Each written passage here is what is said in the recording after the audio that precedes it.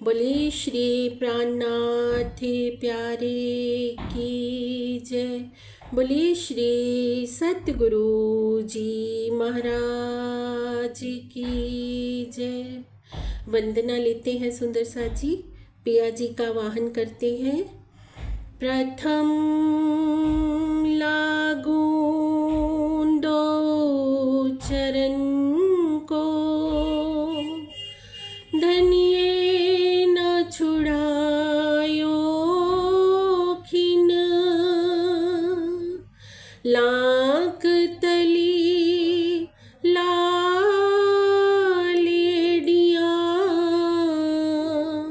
मेरे जीव के एही जीवन, इन पाँव तले पड़ी रहूं, धनी नजर खोलो बातून, पालना वालों निरखूं नेत्रे, मेरे जीव के एही जीवन, मेरे जीव के एही जीवन। चर्चा प्रारंभ होते हैं, सुनो साथी चित दे, भजो राज श्याम श्री प्राणनाथ, सखी जीवन हमारो ए। श्री महामती कहे सुनो साथी जी, भैया चर्चा का बखत, अब तुम सुनियो चित दे, लाल आगे आए बैठे इन तखत, लाल आगे आए बैठे इन तखत। बोलिए श्री प्राणनाथ प्यारे की जय। बोलिए श्री सतगुरु जी महाराज की जय। प्रेम प्रणाम जी सुंदर साथ जी। प्राणाधार सुंदर साथ जी, अब तक हमने श्री दीप बंदर की बेतक में सुना कैसे श्री जी दीप बंदर पहुँचते हैं, जय राम कंसारा भाई जी की जागनी होती है, सपरिवार जय राम कंसारा भाई जी श्री जी के चरणों में आ जाते हैं। अब श्री जी वहाँ पर हम देखते हैं कि सुंदर साथ की परीक्षाएं भी होती हैं। बहुत से सुंदर साथ ने, लगभग 50-60 सुंदर साथ ने वहाँ पर तारतम्य लिया था श्री जी से, पर ईमान पर कौन खड़ा रहता है? जब परीक्षा की घड़ी आती है तो ईमान पर वही जयराम कंसारा भाई जी जो कभी माया में लिप्त थे और उनका परिवार श्री जी के ऊपर दृढ़ ईमान लेकर खड़े रहते हैं। अब श्री जी वहाँ से चलते हैं ठट्ठा नगर के लिए। ठट्ठा नगर में आकर नाथा जोशी जी के घर का पता पूछते हैं, उनसे भेंट करते हैं और उनके घर पर पहुंचते हैं। बहुत ही आदर सम्मान के साथ वो उन श्री जी को अपने घर लेकर जाते हैं। तो लगभग सुंदर साथ जी 10-12 दिन का समय श्री जी ठट्ठा नगर में रहते हैं। ठट्ठा नगर में क्या क्या घटनाक्रम होते हैं, कैसे कैसे किन किन आत्माओं की जागनी होती है, वो सारा वृत्तांत हम सुनेंगे आज की चर्चा में। सुनते हैं चौपाई के द्वारा। प्रेम प्रणाम जी। प्रणाम जी। राशामा जी। महामती कहे ए साथ जी, दिवस ले ठट्ठा में। महामती कहे ए साथ जी, दिवस ले ठट्ठा में। अब फिर कहो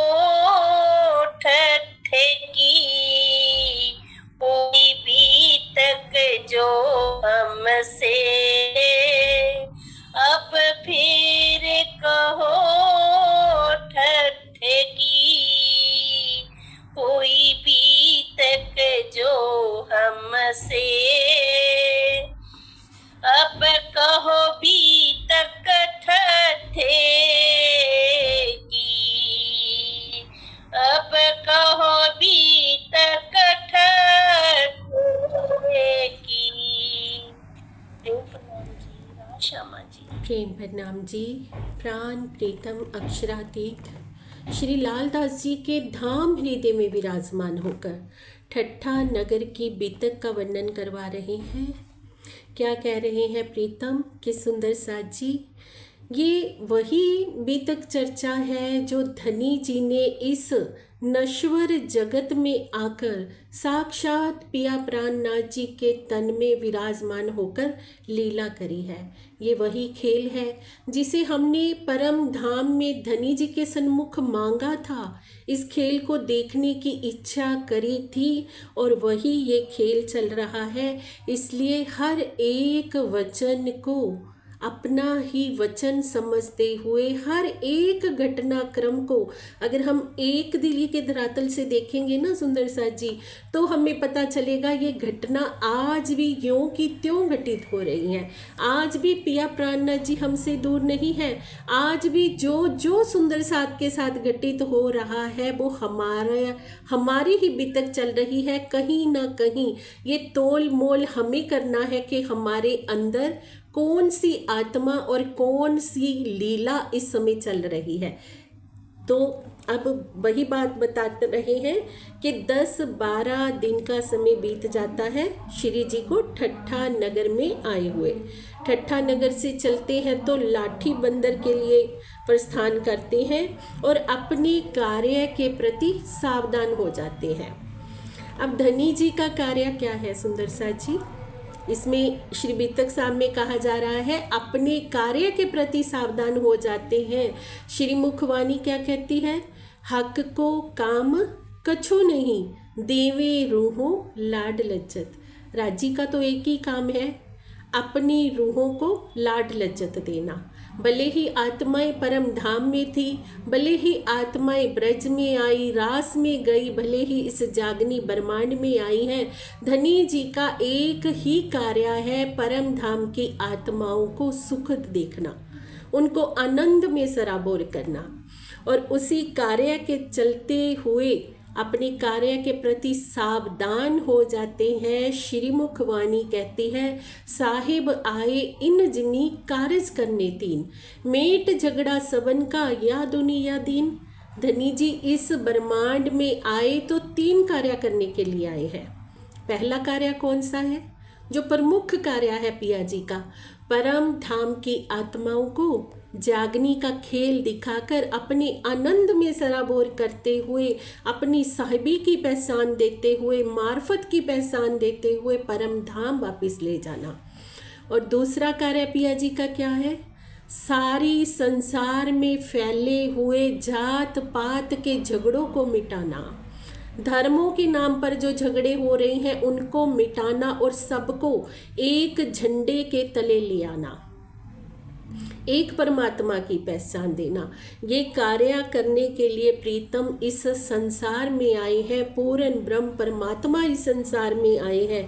तो उसी कार्य के प्रति सावचेत हो गए, क्योंकि वो कार्य कहाँ से हो रहा है? प्राण प्रीतम अक्षरातीत की बैठक कहाँ है? श्री मिहिराज जी के तन में, श्री इंद्रावती जी के धाम दिल में। तो आगे श्री जी पहुँचते हैं, वहाँ पर देवाबाई जी की दुकान होती है, तो उनसे भेंट करते हैं। विश्वनाथ जी भट्ट से भेंट होती है, तो वो लौकिक संबंध से श्री जी को पहचानते थे, उनको अभी श्री जी के स्वरूप की पूर्ण पहचान नहीं है। तो बहुत ही आदर सम्मान के साथ श्री जी को ठहराते हैं। अब श्री जी ठट्ठा नगर से चलते हैं सुंदर साथ जी, 17 दिन की यात्रा करते हैं और अचानक से समुद्र में तूफान आ जाता है। जो हवा का रुख होता है ना, वो उल्टा हो जाता है और नाव वापस ठट्ठा नगर ही आ जाती है। तो ये भी तो धनी जी की कारण काज से ही हुआ। कुछ इसके पीछे धनी जी की लीला थी, और वो लीला क्या थी कि परम धाम की 2 मेन आत्माएं तो अभी श्री जी से मिलने से वंचित ही रह गई थी, जिनमें से है एक सेठ लक्ष्मण दास जी, जो लालदास जी हैं, और एक है चिंतामणि जी, जिनके द्वारा आगे जागनी का इतना कार्यभार होना था। लालदास जी को तो हम देखते हैं श्री जी का कैसे बायां हाथ बनकर वो सारा जागनी का कार्य करेंगे, और उन्हीं के माध्यम से ये श्री बीतक लिखी गई है सुंदर साथ जी। तो कैसे ऐसा हो सकता था कि धनी जी से मिले बिना ही वो आत्माएं रह जाती? तो ये सब कुछ कारण काज से होता है सुंदर साथ जी। वाणी क्या कहती है? तित तैसा तैसा होता गया जैसा हजूर हुक्म करत। जैसे धनी जी के हृदय में इच्छा आती है, खेल में वैसा वैसा ही हो जाता है। हमारे चाहने से ना चाहने से कभी कुछ नहीं होता सुंदर साथ जी। ये बात हमें एक दृढ़ कर लेनी चाहिए कि यहाँ पर वही घटित होता है जो प्रीतम के दिल में चल रहा होता है, जो धनी जी ने दिल में ले लिया। जिस आत्मा के साथ जो लीला होनी है वो वही होनी है। तो अब सुंदर साथ के लिए, चिंतामणि और लालदास जी के लिए श्री जी को वापिस लौटना पड़ जाता है, क्योंकि उनके अंदर खास परम धाम की आत्माएं हैं। अब श्री जी लाठी बंदर से ठट्ठा नगर आए। वहाँ से नाथा जोशी जी श्री जी से मिलते हैं, बंदन भाई जी से भेंट होती है। वे श्री जी को बहुत ही आदर पूर्वक अपने घर पे ठहराते हैं, बहुत ही प्रेम पूर्वक हृदय से मिलन करते हैं। और वहाँ पर जिंदादास जी से भेंट होती है। ठाकुरी भाई जी ने भी उनकी चर्चा सुनी, और इतनी धाम धनी की उनके ऊपर कृपा बरसी के उन सब ने तारतम ग्रहण किया। अब श्री जी जहाँ भी जाएंगे सुंदर साथ जी, चर्चा का प्रवाह तो चलेगा ही चलेगा। ऐसे कैसे हो सकता है कि श्री जी गए हों और चर्चा ना हो? तो चर्चा का प्रवाह चल जाता है। सुंदर साथ बहुत ही प्रेम पूर्वक चर्चा का श्रवण करने लगते हैं। सबको बहुत ही आनंद आता है श्री जी की चर्चा सुनकर। सुंदर साथ जी, धाम की बातें तो ऐसी हैं, अब भी अगर हम किसी के मुखारविंद से चर्चा सुनते हैं ना, तो हमें इतना आनंद होता है। पर उस समय तो वो स्वरूप चर्चा कर रहा है जो धनी जी का पांचों शक्तियों समेत साक्षात स्वरूप है। तो सोचिए कितनी आनंदमयी श्री जी की चर्चा होती होगी कि सुंदर साथ ऐसे रस में मगन हो जाते थे कि उनको कुछ बोध ही नहीं रहता था कि हम बैठे कहाँ हैं। सब अपने आप को परम धाम में ही बैठा हुआ अनुभव करते थे, और जो कोई भी श्री जी की चर्चा सुनता था वो परमात्मा को धन्यवाद देता था कि शुक्र है मालिक, तेरी कृपा हम पर हुई, जो ऐसे मीठे अमृतमयी वचन हमें सुनने को मिल रहे हैं, जो ऐसा अलौकिक ज्ञान हमें सुनने को मिल रहा है। क्योंकि संसार में लौकिक ज्ञान तो हर कोई दे देता है सुंदर साथ जी, पर अलौकिक ज्ञान देने वाला तो कोई विरला ही है, जो उस परम परमात्मा के विषय में बताए, उस परम सत्य के विषय में बताए, उस सच्चिदानंद स्वरूप के विषय में बताए। तो सब धन्यवाद करते परमात्मा का कि हमें ऐसा अलौकिक ज्ञान सुनने को मिला। अब श्री जी ने इसी दरमियान एक सुंदर साथ के विषय में सुना, जिनका नाम चिंतामणि जी। अभी सुंदर साथ वो नहीं हुए हैं, अभी तो वो महात्मा जी हैं। अभी तो महात्मा है, परम धाम की आत्मा है, और यहाँ पर आकर कैसे कैसे रोल आत्माएं अदा कर रही हैं। कोई सेठ बना हुआ है, कोई महात्मा बना हुआ है, कोई गरीबदास बना हुआ है, कोई कुछ बना हुआ है सुंदर साथ जी। तो सुंदर साथ चिंतामणि जी के विषय में श्री जी से बताते हैं कि यहाँ पर एक महात्मा जी चिंतामणि जी रहते हैं, जो कबीर मत के अनुयायी हैं, और कहते हैं कि श्री जी आप उनसे भेंट कीजिए, हो सकता है कि वो आपसे प्रभावित हो जाएं।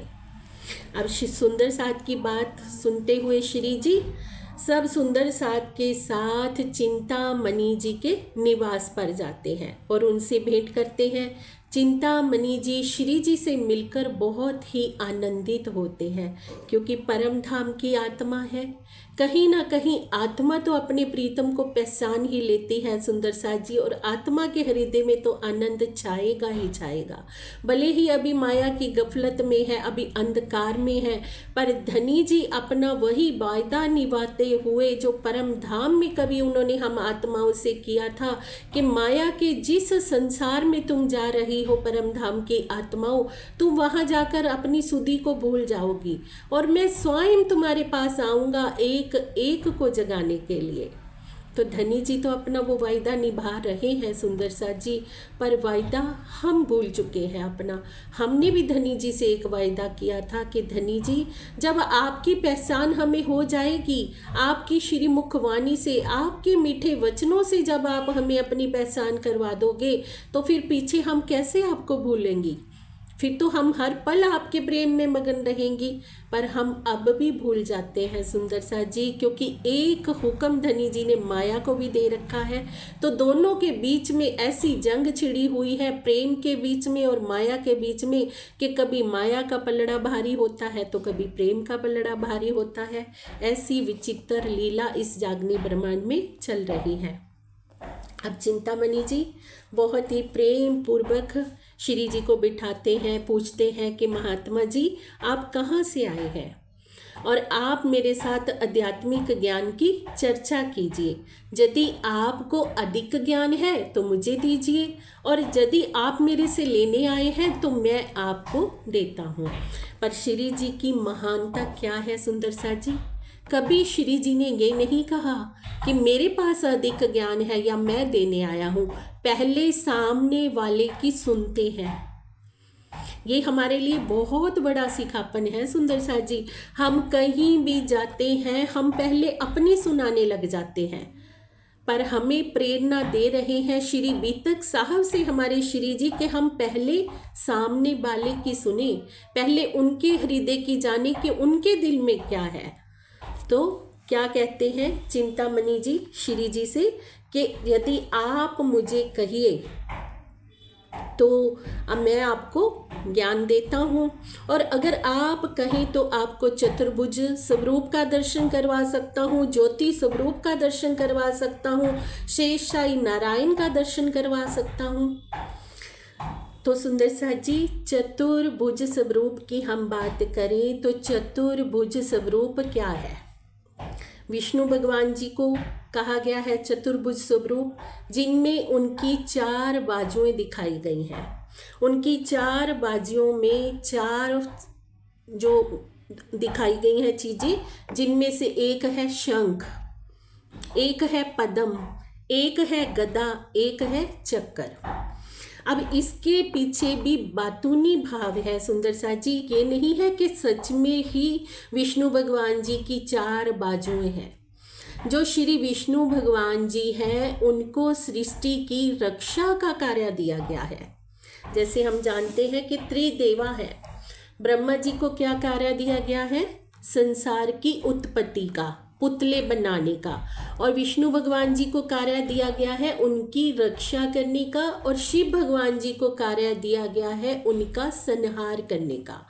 अब 4 अस्त्रों से जो है विष्णु भगवान जी वो संसार की रक्षा करते हैं। पहला है शंख। शंख किसका प्रतीक है? ज्ञान का। कोई भी प्राणी अगर अपनी रक्षा करना चाहता है इस माया के भव सागर में, तो उसे ज्ञान होना बहुत जरूरी है। ज्ञान के बिना सब कुछ अधूरा है, चाहे वो लौकिक ज्ञान हो चाहे अलौकिक ज्ञान हो, दोनों ही तरह से ज्ञान का होना बहुत जरूरी है। अगर ज्ञान नहीं होगा तो ज्ञान के बिना मनुष्य है क्या? ज्ञान के बिना वो अधूरा है। और दूसरा है संगठन। संगठन चक्कर जो है वो संगठन का प्रतीक है, जो सुदर्शन चक्कर कहा है। वो संगठन क्या है? एकता। अगर हम संसार में रह रहे हैं, किसी से हम मिलजुल कर नहीं रह रहे, संगठित होकर नहीं रह रहे, तो कैसे काम चलेगा? कैसे हम अपनी रक्षा कर पाएंगे? यहाँ पर हमें एक दूसरे के सहारे की ज़रूरत तो पड़ती है ना। तो वो चक्कर संगठन का प्रतीक है। और तीसरा है गदा। गदा अर्थात शक्ति। शक्ति की हमें यहाँ इस संसार में ज़रूरत है। अगर हम संसार के तरफ से देखें तो हमें आर्थिक शक्ति भी चाहिए, शारीरिक शक्ति भी चाहिए, बौद्धिक शक्ति भी चाहिए। हर तरह की शक्ति जो हमें प्रदान करते हैं तो वो गदा उसका प्रतीक है। ये कार्यभार विष्णु भगवान जी को दिया गया है। और है पद्म। पद्म किसको कहा है? कमल के फूल को, जो कि ऐश्वर्य का प्रतीक है। ऐश्वर्य जैसे कि सुंदरता, सुशीलता जिसको हम ऐश्वर्या कहते हैं। तो पर अब ये चारों चीजें एक परम धाम की ब्रह्म अंगना के अंदर कैसे हैं? अब ये तो संसार के उदाहरण से हो गया, संसार की नज़र से हम देखें तो ये बातें हो गई, लेकिन एक परम धाम की ब्रह्म अंगना के पास ये चतुर्भुज जो अस्तर है वो कैसे है? परम धाम की ब्रह्म अंगना के पास कौन सा ज्ञान है? अलौकिक ज्ञान। और उसका चक्कर क्या है? अर्थात जैसे हम कहें कि पहले तो शंख की बात होगी, शंख हो गया अलौकिक ज्ञान जो परम धाम का ज्ञान है। हमें कौन सा शंख बजाना है? परम धाम की ज्ञान का शंख। और दूसरा हो गया चक्र, चक्र अर्थात संगठन। और हमारा संगठन क्या है? एकता। कौन सी एकता? परम धाम की एक दिली। सब सुंदर सास से हमारा प्रेम हो, राज श्यामा जी से हमारा प्रेम हो, वही हमारा चक्कर है, वही हमारा दायरा है। और तीसरा है गदा, गदा अर्थात शक्ति। हमारे पास हाथों में कौन सी गदा है? प्रेम की गदा। राज्य के प्रेम की गदा लेकर ब्रह्म सृष्टियाँ चलती हैं इस संसार में। राज्य के प्रेम के बिना हमारी कोई ताकत है? धनी जी की ताकत ही है ना ब्रह्मंगनाओं के साथ। तो हमारे पास प्रेम की गदा है। और चौथा है पदम, पदम अर्थात कमल का फूल। वो पिया जी ने हमें बताया है कि ब्रह्म आत्माएं इस संसार में रहते हुए भी संसार से परे रहती हैं, कमल के फूल की तरह। हमारा ऐश्वर्य, हमारा सौंदर्य, हमारी शोभा किससे है? कमल के फूल की तरह रहने में है। हमारी शोभा ऐसे है। ये संसार की उदाहरण से जो कमल कहा गया है वो ऐश्वर्या संसार का कहा गया है। संसार के प्राणी संसार की सुख सुविधाओं को ही अपना ऐश्वर्या मानते हैं, लेकिन परम धाम की आत्माओं का पदम कौन सा है कि वो संसार में रहते हुए भी संसार से परे रहती हैं। तो ये चार जो चतुर्भुज स्वरूप के ये चार जो अस्तर कहे हैं वो हमारे साथ ऐसे घटित होते हैं सुंदर साथ जी। और आगे कहते हैं, पहले तो कहा कि आप अगर कहो तो मैं आपको चतुर्भुज स्वरूप का दीदार करवा दूं। फिर कहते हैं अगर आप कहो तो मैं आपको शेषशाही नारायण का दीदार करवा दूं। अब शेष किसको कहा है? शेष कहते हैं शून्य को, जो ये शून्य निराकार मंडल है। इस शून्य निराकार मंडल में जो शयन करता है, जो शून्य निराकार मंडल में शयन करता है वही शेषशाही नारायण कहलाता है। अब उनको कहा है शेषशाही नारायण। तो कहते हैं अगर आप कहो तो मैं आपको ज्योति स्वरूप का भी करवा सकता हूँ दीदार। तो अब झिलमिल झिलमिल करती जो ज्योति है, 10 अनहद नादों को, जो नादों की जो ध्वनियाँ हैं, मैं आपको वो सुना सकता हूँ। तो अब उसके विषय में थोड़ी बात करते हैं सुंदर साथ जी कि ब्रह्मांड के अंदर जो 5 शब्द कहे हैं वो शब्द कौन कौन से हैं? जो ब्रह्मांड की 5 ध्वनियाँ हैं जिनके विषय में राधा स्वामी जो मत वाले हैं ना, आप देखेंगे कि उधर 5 शब्दों का उनको नाम शब्द दिया जाता है ना। 5 शब्द दिए जाते हैं जिनका वो चिंतन करते हैं, जिनमें वो ध्यान करते हैं। वो 5 शब्द कौन से हैं? निरंजन, ओम, सोम, शक्ति, ररम। अब ये 5 शब्द, अब 5 शब्दों का उच्चारण करते हुए वो 5 शब्दों में ध्यान कैसे करते हैं? सबसे पहले ये जो दोनों ब्रिकुटी है हमारी, है ना, ब्रिकुटी के बीच में जहाँ पे ना जो ध्यान किया जाता है, यहाँ पे जो ध्यान करता है तो उसे ध्वनि सुनाई देती है निरंजन की। निरंजन की ध्वनि सुनाई देती है क्योंकि ब्रह्मांड के अंदर ये ध्वनियाँ गूंजती हैं, तो उनको निरंजन की ध्वनि सुनाई देती है। तो वो सोचते हैं हमारा ध्यान लग गया उसी में, वो उसी को सुन सुन के हम देखते हैं ना कि राधा स्वामी मठ में हम सुनते भी हैं कि बेहोश होते रहते हैं सुन सुन के उस साउंड को। तो आगे थोड़ा जो भ्रिकुटी के ऊपर त्रिकुटी है, त्रिकुटी में जब ध्यान करते हैं तो शब्द सुनाई देता है ओम।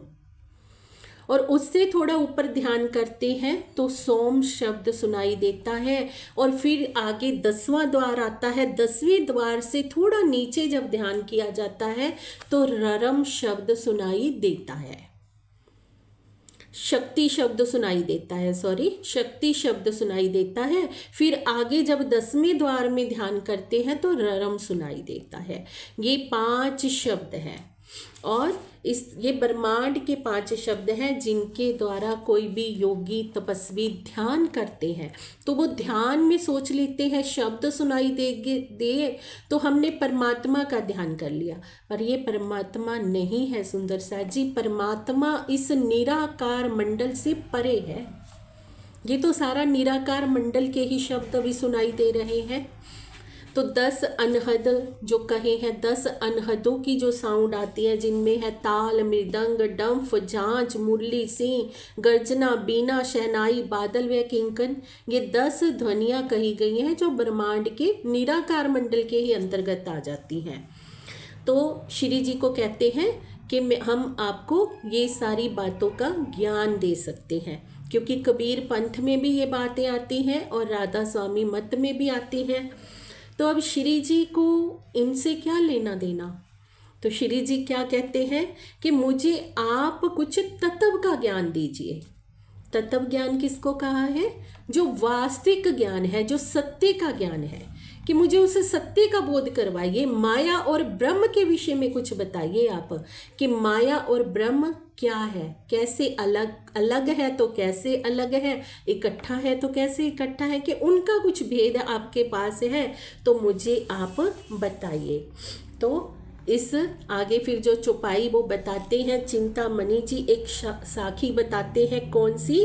कोड़ी ते हीरा भया। क्या कहते हैं? कहया कोड़ी ते हीरा भया, हीरे ते भया लाल, आधा भक्त कबीर है पूरा भक्त कमाल। कहते हैं कोड़ी से हीरा भया। कोड़ी किसको कह दिया? कबीर जी के माता पिता को, कि वो तो एक कोड़ी के समान थे। जैसे कोड़ी हम देखते हैं ना, खाली होती है, वो थोड़ी उसका कोई मोल नहीं होता, बहुत ही कम मोल की होती है। तो कहा कोड़ी ते हीरा भया। कबीर के जो माता पिता थे उनको तो धर्म का कोई भी ज्ञान नहीं था और कबीर जी को धर्म का ज्ञान था, इसलिए कोड़ी से हीरे ने जन्म लिया। हीरे थे भैया लाल, और कहते हीरे के घर भी जन्म हुआ कमाल का, जो बहुत ही अमोल मानिक लाल नग के समान है। आधा भक्त कबीर है पूरा भक्त कमाल। तो इस तरह से कबीर जी आधे भक्त थे परमात्मा के और कमाल जी परमात्मा के पूरे भक्त थे। अब श्री जी जैसे ही ये सुनते हैं तो श्री जी को जोश आता है, तो कहते हैं चिंतामणि जी तुम तो सारी बात ही उल्टी कह रहे हो, आप तो उल्टी ही गंगा बहाने में लगे हो। कबीर जी जहाँ 5 वासनाओं में से कबीर अक्षर ब्रह्म जी की से में आते हैं और आप उनको आधा भक्त कह रहे हो। कमाल जी जो माया के कोरे जीव हैं, आप उनको पूरा भक्त कह रहे हो। अब श्री जी बताते हैं सुंदर सा जी कि कैसे कबीर जी जो है पूरे भक्त हैं और कमाल जी आधे भक्त हैं, और वो कैसे हैं। कबीर जी को जो इस साखी में आधा भक्त कहा है वो माया का कहा है, और कमाल जी को पूरा भक्त कहा है, वो पूरा माया का भक्त कहा है।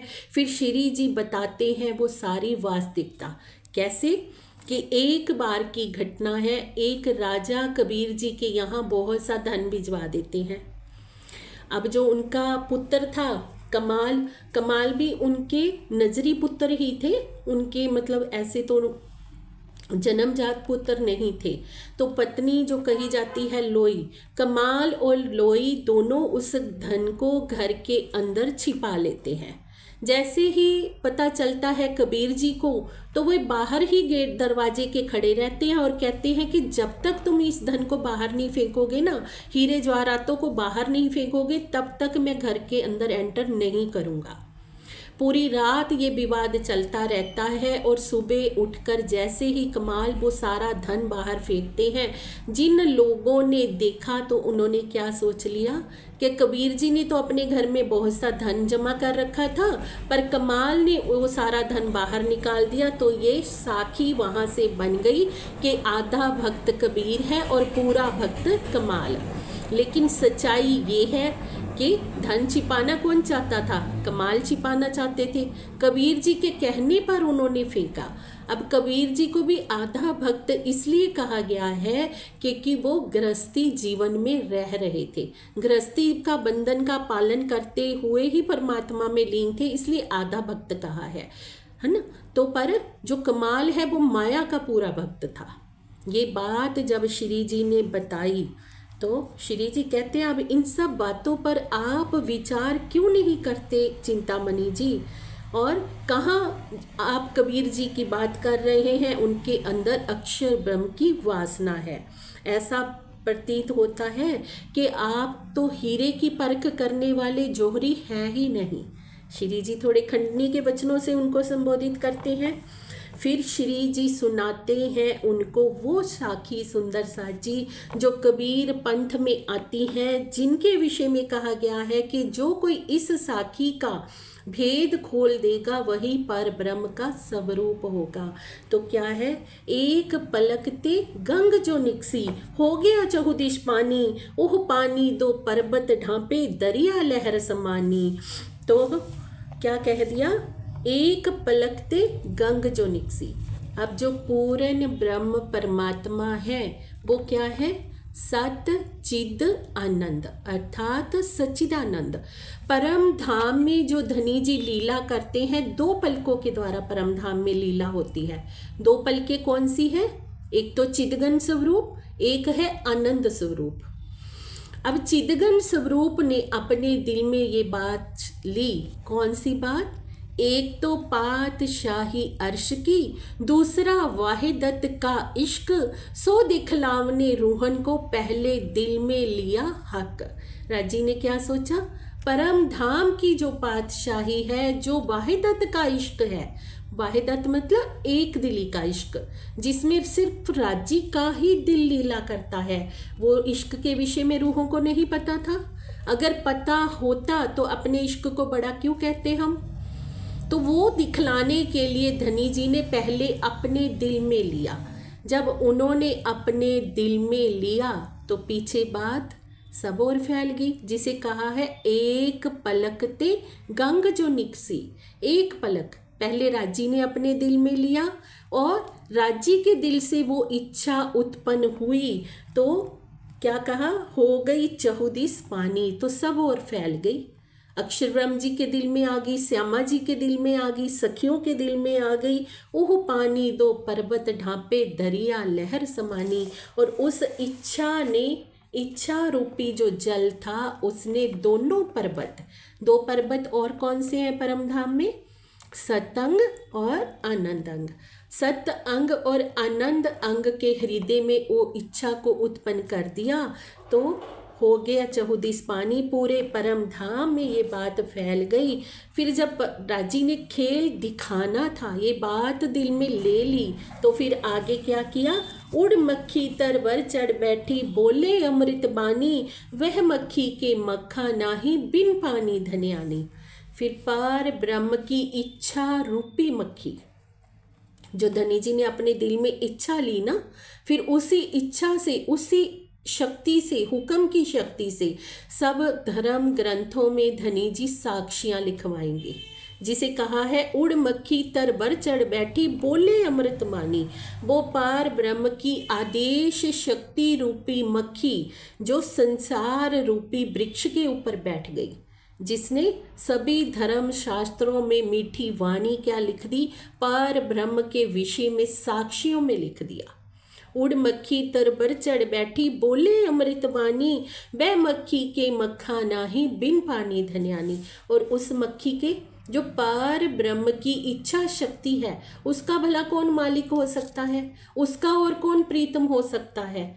इस संसार में एक कोई भी स्त्रीलिंग में कोई भी है, प्राणी है, कोई भी चीज़ है, तो उनको एक पुरुष के रूप में भी चाहिए होता है। पर यहाँ क्या कह दिया, ओह मक्खी के मक्खा नहीं, वो पार ब्रह्म की इच्छा शक्ति है, आदेश शक्ति है। उसको संसार रूपी गर्भ को धारण करने के लिए किसी मक्खे की जरूरत नहीं है, वो स्वयं में पूर्ण है। तो कह दिया वह मक्खी के मक्खा नाही बिन पानी गर्भानी, और उसे गर्भ धारण करने के लिए किसी पानी की भी आवश्यकता नहीं है। वो पार ब्रह्म की इच्छा रूपी आदेश रूपी मक्खी है, जिसने संसार में सभी तरफ सभी धर्म ग्रंथों में साक्षियां लिखवा दी। तीन गर्भे गुण तीनों उपजे, सो तो पुरुष अकेला, कहे कबीर या पद को बूझे, सो सतगुरु मैं चेला। तो फिर तीन गर्भे गुण तीनों उपजे, उनके गर्भ से 3 गुणों की उत्पत्ति हुई। संसार जब बना, 3 गुण कौन से, सत्व रज तम, 3 गुणों की उत्पत्ति हुई ब्रह्मा विष्णु महेश जी। तो 3 गर्भे गुण तीनों जाए, बह तो पुरुष अकेला, पर वो जो पार ब्रह्म परमात्मा है वो स्वयं में पूर्ण है, वो पूर्ण है। ये संसार का कार्यभार दिया गया है 3 पुरुषों को, ये 3 पुरुष परमात्मा नहीं है। कबीर जी ने इस साखी में कह दिया, वो तो पुरुष अकेला, कहे कबीर या पद को भूजे, सो सतगुरु मैं चेला। जो कोई इस रहस्य को उजागर करेगा ना, वो मेरा सतगुरु होएगा और मैं उसका सेवक होऊंगा। ये कहती है वाणी कबीर जी की। तो अब जैसे ही चिंतामणि जी ने ये सब सुना तो उनको याद आए वो शब्द अपने गुरु जी के, कि कभी उन्होंने कहा था कि तुम्हें वो स्वरूप मिलेगा भविष्य में, जिस स्वरूप के मिल जाने से इस साखी का सही रहस्य स्पष्ट हो सकता है। तो उनको अपने गुरुजी की वो बात याद आने लगी, क्योंकि कबीर जी के वाणी में सारी वो समय वो बताया गया है कि कौन सा वो समय होगा जब पूर्ण ब्रह्म परमात्मा इस दुनिया में आएंगे। तो उनके गुरुजी ने वो सारा उस अकॉर्डिंग समझ लिया होगा उस बात को। तो चिंतामणि जी से कह दिया पहले ही कि भविष्य में आपको पर ब्रह्म का वो स्वरूप मिलने वाला है। तो उनको अब कहाँ चैन आने वाली थी। अब अपने शिष्यों से कहने लगे कि देखो, इनके शब्दों के द्वारा धाम का वर्णन हो रहा है। मेरे गुरुदेव ने मुझे बताया था कि तुम्हें ब्रह्म स्वरूप दिव्य पुरुष मिलेंगे, और ये दिव्य पुरुष वही है। पर अभी तक पूरी पहचान नहीं है सुंदर साथ जी कि ये दिव्य पुरुष कौन है। ये तो मेरी आत्मा का ही प्रीतम है। ऐसा हंसी का खेल चल रहा है कि चिंतामणि जी के तन में बैठी है परम धाम की आत्मा, पर स्वयं प्रीतम को एक दिव्य पुरुष ही मान रही है, अभी सनमंद को नहीं पहचान रही। तो अभी आगे श्री जी ने सनमंद की पहचान तो करवानी है, पर जहाँ पर ब्रह्म धाम की आत्मा होती है ना, उसकी एक पहचान अवश्य होती है कि श्री जी के मुख से जब उन्होंने वचनों को सुन लिया, फिर उनको चैन आने वाला तो नहीं था। अब यही होता है चिंतामणि जी के साथ कि श्री जी तो उनसे वार्ता करके वापिस अपने निवास पर लौट जाते हैं, पर उनको अब चैन नहीं मिल रहा, ढूंढते फिर रहे हैं। क्या कहा है, चौपाई के माध्यम से सुनते हैं सुंदर साथ जी। चिंतामणि ढूंढत फिरे, कहाँ है उन साध का ठोर, आया पूछत कथा में, मोहे ढूंढत भई भोर। अब चिंतामणि जी ढूंढते फिरते हैं, खोजते फिरते हैं कि कोई तो मुझे उस महापुरुष का निवास बता दे जिन्होंने कल मुझे अलौकिक ज्ञान सुनाया था। और पूछते पूछते कल्लू मिश्र जी के यहाँ पहुँच जाते हैं, जहाँ पर श्री जी चर्चा कर रहे होते हैं। पहले तो खोज करते करते पूरी रात बीत जाती है, और जब प्रातः काल होता है तब कल्लू मिश्र जी ने नाथा जोशी जी के घर का पता बताया, और श्री जी वही ठहरे होते हैं। वहाँ से नाथा जोशी जी के घर में आकर चिंतामणि जी अपने शिष्यों के सहित श्री जी की चर्चा में बैठ जाते हैं सुनने के लिए। अब श्री जी बहुत ही अलौकिक चर्चा जब कर रहे होते हैं, तो चिंतामणि जी ने श्रद्धा पूर्वक श्री जी के चरणों में आकर प्रणाम किया, और अलौकिक चर्चा का जब रसपान करने लग जाते हैं। तो जब चर्चा सुनते हैं चिंतामणि जी के शिष्य तो सब में खलबली मच जाती है। तो सोचने लग जाते हैं सब कि हमारे गुरुदेव को तो इतना ज्ञान है ही नहीं, इन महात्मा जी के पास तो बहुत ही अत्यधिक तत्व ज्ञान है, बहुत ही ऊंचा ज्ञान है। अब ये बात को बीतते 2-3 दिन बीत जाते हैं। लगातार चिंतामणि जी अपने शिष्यों के सहित आते हैं, श्री जी की चर्चा सुनते हैं और उनको थोड़ा थोड़ा अनुभव होने लग जाता है कि इस तन के अंदर साक्षात पार ब्रह्म की शक्ति ही लीला कर रही है। और एक दिन चर्चा जब सुन रहे होते हैं चिंतामणि जी, तो श्री जी चिंतामणि जी की खंडनी कर देते हैं अच्छी तरह से। अब खंडनी जब उनकी हो जाती है तो सोचते हैं कि मेरी मर्यादा क्या रह जाएगी। जो मेरे चेले सेवक इतने मेरे पीछे 1000 जो चेले लगे हुए हैं, उनके सामने अगर मेरी खंडनी होएगी तो मेरी गादीपति होने की मर्यादा क्या रह जाएगी। तो श्री जी से आकर एकांत में आग्रह करते हैं कि श्री जी आप एकांत में जब मैं अकेला होता हूँ ना, तब भले ही आप मेरी खंडनी कर लीजिए, लेकिन मेरे शिष्यों के आगे मेरी खंडनी ना कीजिए।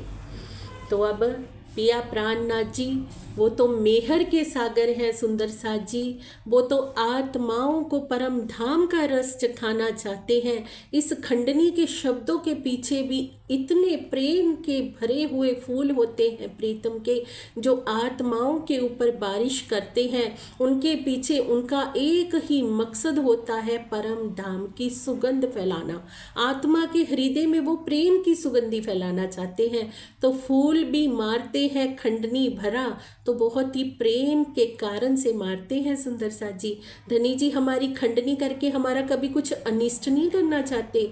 जो अनिष्ट ये माया हमारा कर रही होती है ना प्रीतम, उस माया से हमें छुड़ाना चाहते हैं, तो खंडनी के वचन कहे जाते हैं। अब इतने दिनों से देख रहे थे कि चिंतामणि जी की आत्मा नहीं पहचान रही थी अपने प्राण प्रीतम को, तो पिया ने पहचान तो करवानी थी ना। तो ये खंडनी करी तो मेहर के चलते करी। जो कुछ धनी जी करते हैं मेहर के वास्ते करते हैं सुंदर साथ जी।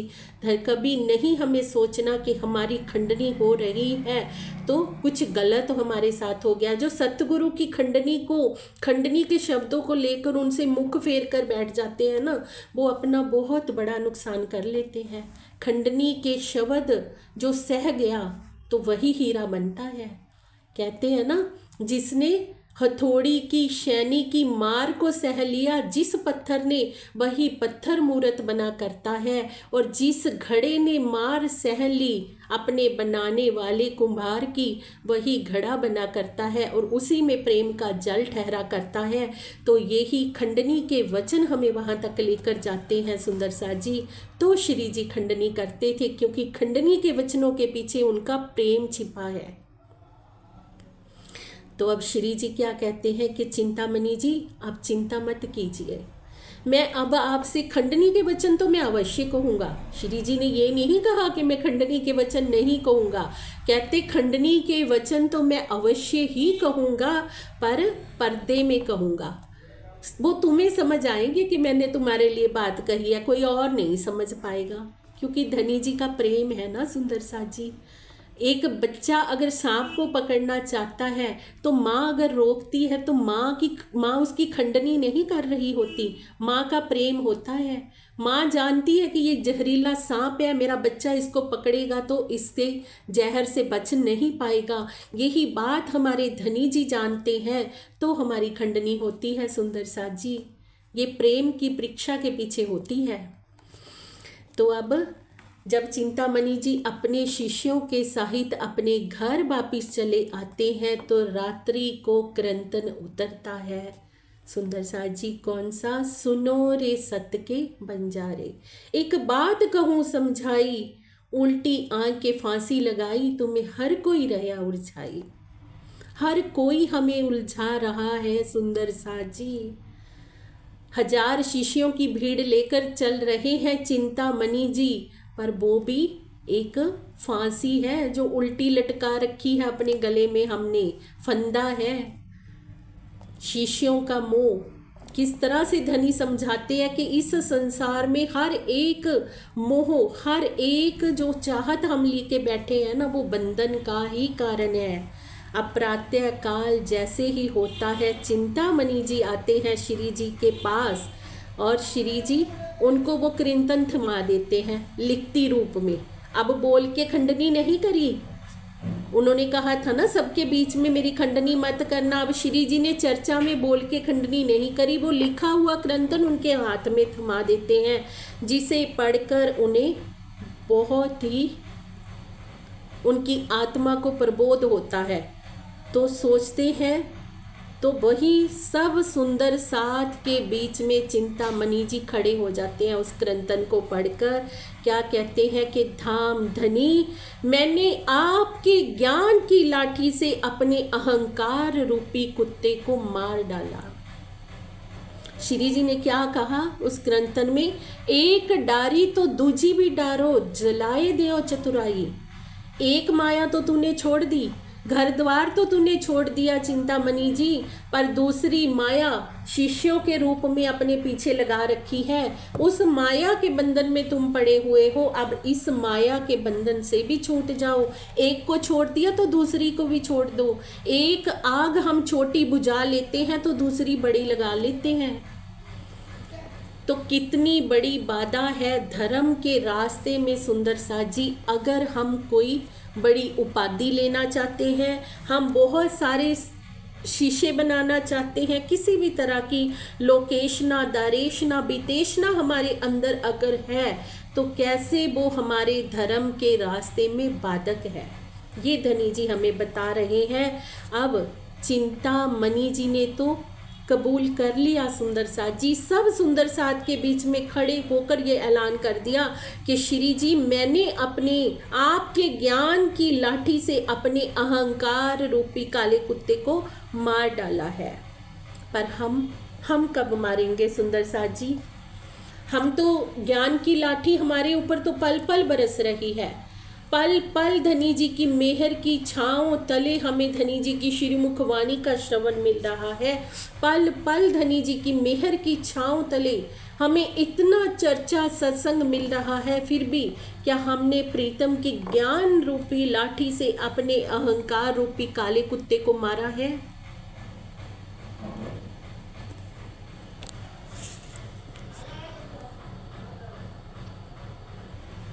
अब अहंकार को काला कुत्ता क्यों कहा गया है सुंदर सा जी? हम देखते हैं संसार के उदाहरण में कि एक स्थान पर किसी जहाँ कुत्तों का साम्राज्य होता है ना, तो एक कुत्ता किसी दूसरे को अपने उस एरिया में कभी घुसने नहीं देता। ऐसे ही अगर हमारे भीतर अहंकार कोई ना कोई घर करके बैठा है, चाहे लोकेशना का, वितेशना का, दारेशना का, कोई भी अहंकार हमारे अंदर बैठा है ना, तो धनी जी का ज्ञान उस हृदय में नहीं ठहर सकता, धनी जी का प्रेम वहाँ नहीं ठहर सकता। तो चिंतामणि जी कहते हैं, प्रीतम वो काले कुत्ते को मारना ही पड़ेगा, और वो मैंने मार दिया अपने आपके ज्ञान की लाठी से। वो कैसे मरेगा? ज्ञान की लाठी से। जब तक हमें ज्ञान नहीं होता सुंदर सा जी, सच्चाई का बोध नहीं होता, तब तक ही अपराध होता है। पर अगर ज्ञान भी हमें मिल गया, फिर भी हम अपराध कर रहे हैं, फिर भी अहंकार को लेके बैठे हैं, कोई ना कोई इच्छा को अपने हृदय में ऐसी घर करके बैठे हैं, तो सोचने का विषय है हमारे लिए कि हम कहाँ वाणी को अपने अंदर उतार रहे हैं।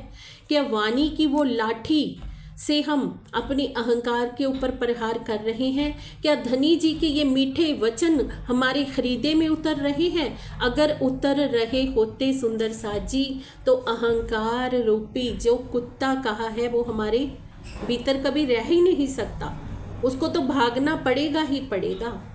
अब ये सोचने का विषय है हमारे लिए कि हम वाणी का श्रवण कितना कर रहे हैं। अब श्री जी ने तो शाबाशी दे दी चिंतामणि जी को। चिंतामणि जी शाबाश, तुमने बहुत अच्छा काम किया। और हमने अपने राजी से शाबाशी कब लेनी है सुंदर सा जी? इतने लंबे समय से हम वाणी का श्रवण कर रहे हैं, प्रतिदिन प्रति क्षण हमें चर्चा का श्रवण मिलता है, श्रीमुख वाणी का श्रवण मिलता है। हम पठन मनन करते हैं, दूसरों को भी सुनाते हैं, हर पल हम वाणी में रमन करते हैं, पर क्या एक भी वचन हमारे हृदय में उतर पा रहा है? क्या ये वाणी रूपी लाठी से हमने अपने विकारों को दूर किया? नहीं किया तो हमें आज से ही प्रयास करना है सुंदर सा जी, क्योंकि हम बीतक सुन रहे हैं। इसे सिर्फ सुनने तक सीमित नहीं रखना है, अपने आचरण में उतारना है।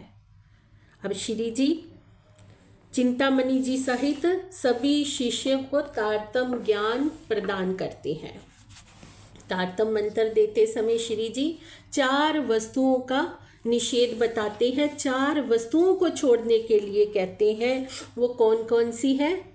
एक हराम कहया मांस को, दूसरा हराम शराब, तीसरी औरत बिरानी तजे, सो पावे हयाती आब। क्या बताते हैं?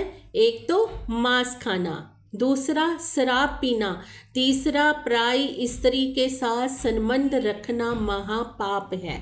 इन तीनों दुष्कर्मों का हमें त्याग करना है अगर हम अखंड सुख की प्राप्ति करना चाहते हैं। और चौथा कह दिया चोरी और झूठ बोलना, इनका छोड़ियो उदक, अब हम कबहू ना करें, हम पाया बेशक हक। और चौथा क्या कह दिया?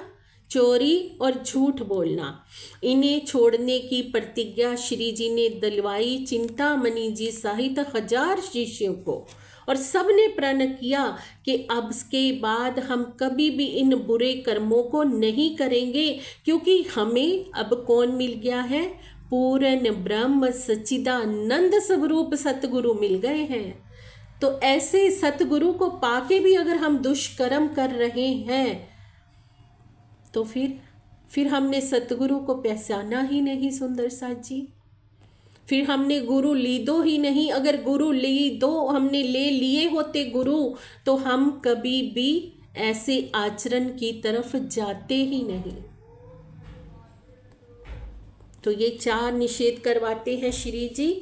अब इस समय में बहुत ही जोर शोर में ठट्टा नगर में चर्चा होने लगती है, चारों ओर ज्ञान का प्रकाश फैलने लगता है। बहुत सुंदर सा श्री जी के चरणों में आने लगते हैं, जिनमें से एक होते हैं पुष्कर ब्राह्मण चतुरदास जी, और वो प्रतिदिन श्री जी की चर्चा सुनने आया करते थे। श्री जी के लिए बहुत ही प्रेम पूर्वक दूध लाया करते थे। दूध लाकर पिलाने में उनको आनंद आता था। श्री जी प्रतिदिन चर्चा में ब्रज का रास का वर्णन किया करते थे, जिसे सुनकर सब सुंदर साथ को बहुत आनंद होता था। और जो चतुर ब्राह्मण पुष्कर ब्राह्मण थे, वो इस अलौकिक को देखकर श्री जी के मुखार बिंद से जो अलौकिक वर्णन होता था ब्रजरास का, उसे सुनकर बहुत ही आश्चर्य में पड़ जाते थे। एक बार उनकी लालदास जी से भेंट होती है उनके गोदाम में, और चतुरदास जी जो होते हैं, जो श्री जी के मुख से उन्होंने चर्चा ब्रजरास की सुनी होती है, वही प्रसंग वो लालदास जी के आगे छेड़ देते हैं और पूछते हैं उनसे कि लालदास जी बताइए, अखंड ब्रज कहाँ है, अखंड रास कहाँ है? आप तो कहा करते हैं कि अखंड जो ब्रज है, रास है, इस ब्रह्मांड से अलग है। ब्रज की लीला दिन में और रास की लीला रात्रि में हुई है, तो रास की लीला जो पूर्ण रात्रि में है, ऐसी स्थिति में दोनों किस प्रकार से अखंड है? तो ये सारा वार्ता करते हैं वे सेठ लक्ष्मण दास जी से। अब सेठ लक्ष्मण दास जी ने कहा, ब्रज और रास की लीला हमें इसलिए दिखाई नहीं देती क्योंकि वो त्रिगुणातीत है, और इस नश्वर जगत की माया भी आंखों से उसे कैसे देखा जा सकता है? कहते हैं उसके लिए तो दिव्य दृष्टि चाहिए। तो चतुरदास जी कहते हैं कि वो दिव्य दृष्टि हमें कैसे मिलेगी। तो सोचते हैं कि जब आप कहते हैं 5 तत्व 3 गुण वाला ये ब्रह्मांड महाप्रलय में लीन हो जाएगा, तब बताइए अखंड ब्रज और अखंड रास कहाँ रहेंगे, कहाँ स्थित रहेंगे। तब लाल दास जी जैसे ही ये बातें सुनते हैं तो चौंक पड़ते हैं कि इसके पास इतना ज्ञान कहाँ से आ गया, इनको कैसे इतना ज्ञान हो गया। फिर वो बताते हैं लाल दास जी को सारी हकीकत कि ठट्ठा नगर में ऐसे करके एक महात्मा जी आए हैं जिनके मुखार बिंद से बहुत ही अलौकिक चर्चा का रसपान मिलता है। आप उनसे मिलिए और अपनी सारी शंकाओं का समाधान कीजिए। अब लाल दास जी जिनके अंदर परम धाम की आत्मा है, उनके हृदय में तो खलबली मच जाती है। सुंदर सा जी कहते हैं कि शीघ्र अति शीघ्र मुझे श्री जी के पास ले चलो, उन महात्मा जी से मेरी भेंट करवा दो, क्योंकि अंतर बैठी हुई आत्मा तो तड़प रही है अपने प्रीतम से मिलने के लिए। तो वो कहते हैं कि जो चतुरदास ब्राह्मण जी होते हैं तो कहते मैं श्री जी से पूछ कर आता हूँ और अगर उन्होंने इजाज़त दे दी तो मैं आपको वहीं ले जाऊँगा। जैसे ही श्री जी से आकर वो बात करते हैं, श्री जी कहते हैं कि आपको उन्हें बिना स्वीकृति के ही मेरे चरणों में ले आ जाना चाहिए था। और श्री जी से आज्ञा पाते ही वे सेठ लक्ष्मण दास जी को श्री जी के पास ले जाते हैं। और अब मिलन होता है श्री लाल दास जी का और पिया प्राणनाथ जी का। प्राणनाथ जी क्या आदेश देते हैं कि जल्दी जाओ और सेठ लक्ष्मण दास को बुला कर लाओ।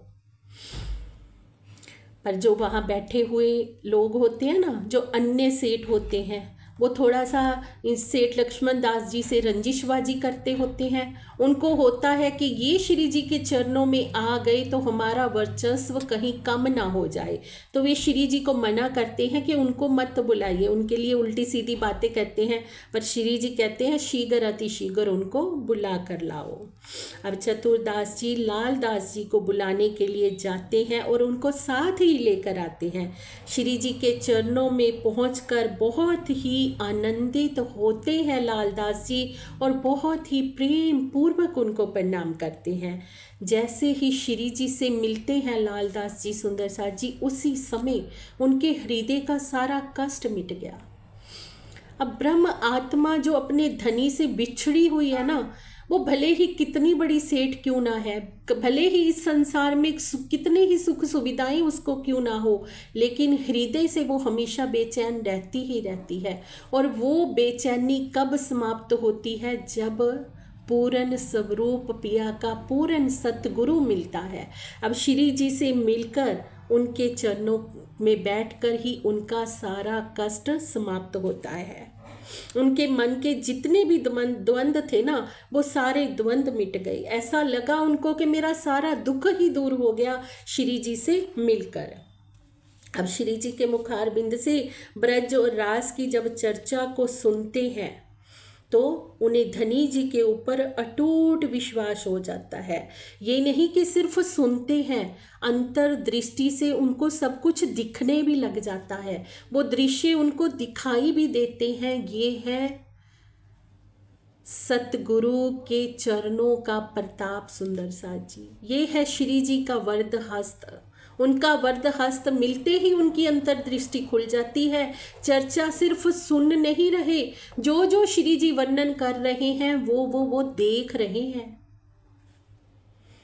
और श्री जी की उनको अलौकिक पहचान हो जाती है, क्योंकि इनसे बहुत बड़ा आगे चलकर पिया ने कार्य लेना है। तो अटूट विश्वास, अटूट ईमान पर अगर वो खड़े होंगे तभी तो धनी जी के संग चलेंगे ना। ये धनी जी की लीला है। तो उनको अपने वरद हस्त से अपनी पूरी पहचान दे देते हैं श्री जी। और लालदास जी लगभग 1.5 घंटा श्री जी की चर्चा सुनते हैं और इतना उनके मन को आनंद आता है कि घर वापिस आ तो जाते हैं, तन से घर वापिस आ गए, पर मन कहाँ छोड़ आए? श्री जी के चरणों में। चित्त वहीं बंध के रह गया श्री जी के चरणों में। ये होता है सुंदर साथ जी सुनना, इसको कहते हैं सुनना, इसको कहते हैं सतगुरु का सानिध्य। घर तो लौट आए लालदास जी, पर चित्त श्री जी के चरणों में ही बंधा रह गया। ये है प्रेम। ऐसा प्रेम होना चाहिए हमारा कि एक पल के लिए भी हमारा ध्यान सतगुरु के चरणों से हटे नहीं, सुरता से हम उनके चरणों में ही विचरण करते रहें। और अब लालदास जी 2-4 बार फिर से जाते हैं श्री जी से चर्चा सुनने के लिए। और एक दिन जब अपने बाग में टहल रहे होते हैं तो वहाँ पर एक जिंदा दास माली जी आते हैं और कहते हैं श्री जी के, लालदास जी आप जिनसे चर्चा का श्रवण कर रहे हैं, क्या आपने उनके स्वरूप की पहचान करी, या फिर आप ऊपर से ही चर्चा सुन रहे हैं? क्या उस स्वरूप के अंदर बैठे हुए प्रीतम अक्षरातीत की आपने पहचान करी? तो लालदास जी चौंक पड़ते हैं, तो कहते हैं कि आप ही बताओ मुझे। तो कहते हैं कि जिस तरह मारकंडे ऋषि को नारायण जी ने माया दिखाई थी ना, ऐसे ही परम धाम की ब्रह्म आत्माओं को धनी जी ने ये खेल दिखाया है। जैसे नारायण खुद गए थे मारकंडे जी को उस माया से बचाने के लिए, ऐसे ही धनी जी स्वयं आए हुए हैं परम धाम की आत्माओं को जगाने के लिए। ये साक्षात धनी जी का ही स्वरूप है जो पिया प्राणनाथ जी के रूप में लीला कर रहा है। तो जैसे ही सुनते हैं लालदास जी ये वचन सुंदर साथ जी, तो उनकी अंतर दृष्टि खुल जाती है। उनको श्रीमद् भागवत के गीता के सारे रहस्य खुल जाते हैं कि श्रीमद् भागवत में जिस पूर्ण ब्रह्म परमात्मा के विषय में लिखा है ये वही पूर्ण ब्रह्म परमात्मा है। गीता जिस उत्तम पुरुष की तरफ इशारा कर रही है ये वही उत्तम पुरुष है। जितने भी धर्म शास्त्र हैं जिस परमात्मा के सच्चिदानंद स्वरूप की तरफ इशारा कर रहे हैं ये वही पूर्ण ब्रह्म परमात्मा आए हैं। तो उनको सारे रहस्य उजागर हो जाते हैं, अखंड धाम की सारी लीला उनके हृदय में झलकने लग जाती हैं और श्री जी को साक्षात अक्षरातीत के रूप में देखने लग जाते हैं लालदास जी सुंदर साथ जी। अब धनी जी का जोश जैसे ही उनके हृदय में आता है उन्हें कुछ भी अपनी सुध नहीं रहती। उनके हृदय में जागृत बुद्धि विराजमान हो जाती है। अब उनमें लौकिक दृष्टि नहीं रही, उनकी दृष्टि भी अलौकिक हो गई। अलौकिक सतगुरु के चरणों में आकर, अलौकिक पिया प्राणनाथ जी के चरणों में आकर, ये है सतगुरु का वरद हस्त, श्री जी का वरद हस्त। सुंदर सा जी, क्यों जरूरी है हमें सतगुरु का सानिध्य, क्यों जरूरी है हमें पिया प्राणनाथ जी का वरद हस्त। उनके सिवाय हमारी अंतर की दृष्टि को कोई नहीं खोल सकता, उनके सिवाय हमारी लौकिक चाल को अलौकिक कोई नहीं कर सकता। सुंदर साथ जी, हम स्वयं से नहीं चल सकते। पिया प्राणनाथ जी के वरद हस्त से ही सेठ लक्ष्मण दास जी लालदास जी हो जाएंगे। अब सुंदर साथ जी, अब परम धाम के अतिरिक्त उन्हें कुछ भी अच्छा नहीं लग रहा। उनको हर पल यही दिल होता है कि मैं परम धाम में विचरण करता रहूं।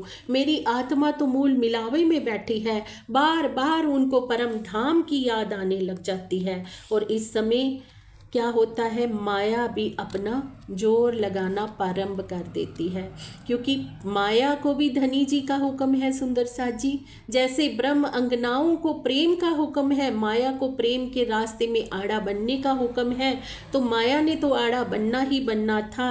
अब उस क्षेत्र के जो भी अज्ञानी लोग होते हैं उनको ये बिल्कुल भी सहन नहीं होता कि श्री जी यहाँ चर्चा कर रहे हैं, तो श्री जी का वर्चस्व जहाँ पे बढ़ता जा रहा है और हमारा घटता जा रहा है। इससे चलते वो सब लोग वहाँ पे विरोध करने लग जाते हैं, जो बल्लवाचार्य मत के अनुयायी होते हैं, जिनको गुसाई जी के बालक कहा गया है। जो बल्लवाचार्य मत के अनुयायी हैं वो श्री जी के विरोध में खड़े हो जाते हैं। पर जहाँ पर स्वयं पर ब्रह्म परमात्मा का वरद हस्त हो, वहाँ पर कौन किसी की क्षति कर सकता है। जिनके आने से सारा जगत अखंड मुक्ति को प्राप्त हो गया, उनका कोई बाल बांका कैसे कर सकता है सुंदर साथ जी। और जिन सुंदर साथ के ऊपर पिया प्राण नाथ जी का वरद हस्त हो, उनका भी कोई बाल बांका कैसे कर सकता है। धनी जी की अपार मेहर की छांव तले सब कुछ चलता आ रहा था, चलता आ रहा है और चलता ही जाएगा सुंदर साथ जी। विरोध करने वाले आएंगे, अपना विरोध करके अपना ही नुकसान लेके चले जाएंगे, पर बहता हुआ दरिया का जो जल है उसने तो सागर में मिल ही जाना है। उसे कब तक कोई रोक कर बांध कर रख सकता है। ऐसा ही होता है, बहुत से वहाँ पर लोग इकट्ठा होते हैं विरोध में, पर उनकी किसी की कोई भी बस वहाँ पर नहीं चलती है, क्योंकि साक्षात धामधनी जी की कृपा बरस रही होती है। अब श्री जी प्रार्थना करते हैं सुंदर साथ से कि मुझे अब ठट्ठा नगर से चलना चाहिए, क्योंकि आगे चलकर तेज कुंवरी बाई जी को भी हमें बंद से छुड़ाना है। पर सुंदर साथ का इतना प्रेम श्री जी जहाँ भी जाते हैं हो जाता है कि सुंदर साथ चाहते हैं कि श्री जी यहीं हमारे पास ही रहें और हम ऐसे ही उनके प्रेम के रस में मगन रहें। पर धामधनी जी की जैसी आज्ञा है, श्री जी उनको समझाते हैं कि मुझे अब धनी जी की आज्ञा आगे मस्तक जाने के लिए हो रही है, क्योंकि वहाँ पर भी आत्माओं की जागनी होनी है। तो सबको वह समझा बुझाकर श्री जी अब प्रस्थान करते हैं मस्तक बंदर के लिए सुंदर सा जी। वो हम सुनेंगे कल की चर्चा में। आज के प्रेम प्रणाम जी।